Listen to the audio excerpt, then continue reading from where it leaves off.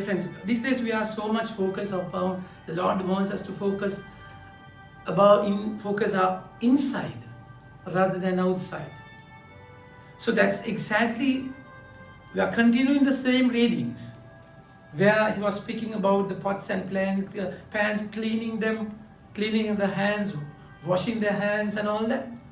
And today now he's saying, because in the Jewish tradition, even we find in book of Leviticus, in Deuteronomy, how he has defined some food as impure, where you cannot eat them. So that's the Old Testament law. Of course, put them to some kind of order, discipline. But then what happened? What God wanted to do something else. The people were so much distracted with them. Now, those external practices were there to help them to think about their internal. What happened? They completely forgot about it. They solely focus on the external. And all what they were eating, and they were judging people, controlling people, and marginalizing them because of these traditions. That's exactly why the Lord wanted to break them. Because they are far, far away from the true worship.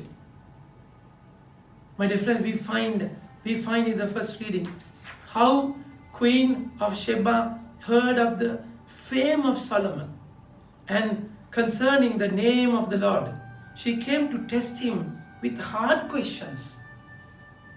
So see this person who had the anointing of the Lord, who had the gift of wisdom. And when he had the gift, this queen was amazed. She came to Jerusalem with very great tenure, with camels bearing spices and very much gold and precious stones. And when she came to Solomon, she told him all that was on her mind. And Solomon answered all her questions. There was nothing hidden from the king that he could not explain to her.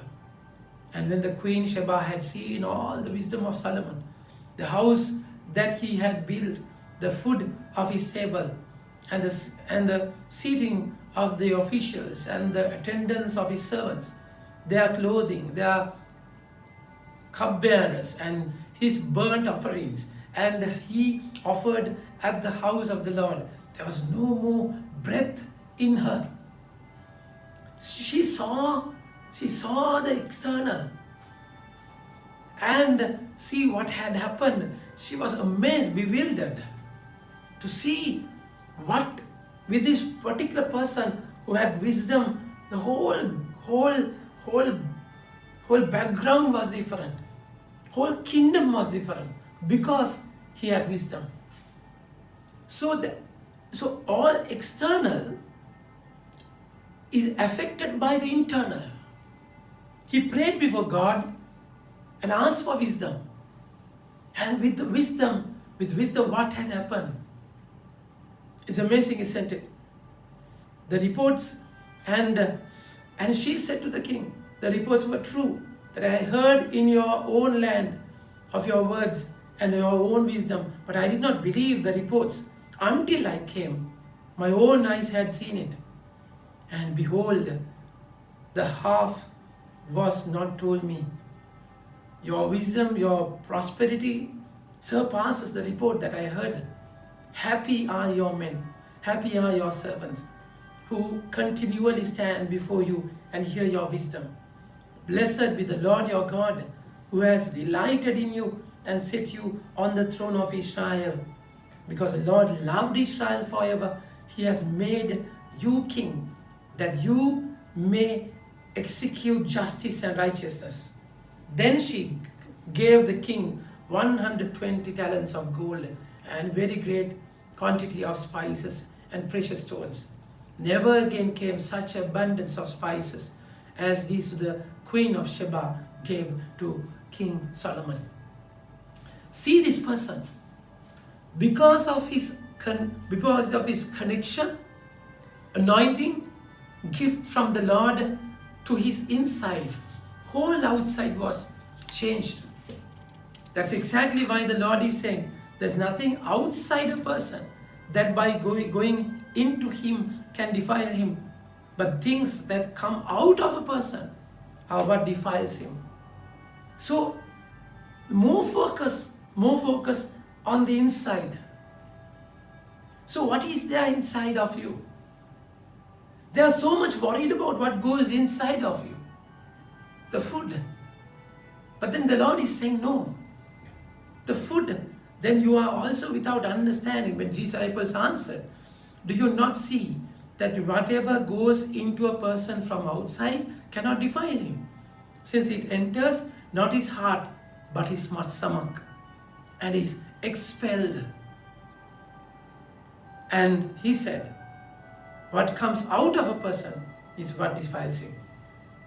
So what enters the stomach cannot defile you, but the heart. What had happened to your heart? With the brokenness, with the broken areas of your heart, devil can enter. Broken heart is a dangerous thing if you don't deal it with the Lord. If your brokenness is never dealt with the Lord, it can destroy many. But dear friends, a broken heart can break many hearts. So broken heart stings. A broken heart never attended can destroy the whole environment.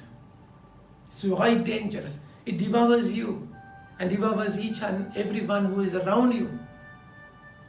So your heart, the Lord is saying, I'm waiting. I'm knocking at the door.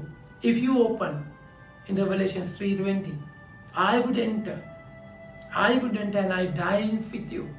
I'm going to dine with you. And that, of course, I'm going to share my life with you. My dear friends, in the Garden of Gethsemane, a food given to Eve, symbolically, even Adam and Eve, by the serpent, defiled the whole human nature, humankind, as the original sin. And now, Lord has become the Eucharist, another food. The Lord became food so that whoever eat of him, drink of him, will never die. That is the food, which is the Lord himself, my dear friends. So it is time not to think about the external factors. What destroyed the food that destroyed the whole humankind? Lord restored the whole humankind with a food. That is the Eucharist. So let's have the Lord more and more. If my heart is broken, then what comes out of my heart, what comes out of a person is what defiles him. For from within, out of the heart of man, evil thoughts, sexual immorality, theft, murder, adultery, coveting, wickedness, deceit, sensuality, envy, slander, pride, foolishness. All these evils come from within and they defile a person. So let's allow the Lord to come to my heart, come to our hearts, so that the Lord will deal with my brokenness, my bitter past, my stinking, festering wounds in myself, and let him deal with that, so that nothing within me can defile a person. So what I have within myself can be really, really meaningful with the Lord if you allow the Lord to deal with your brokenness. Think about it. Have a nice day. May God bless you.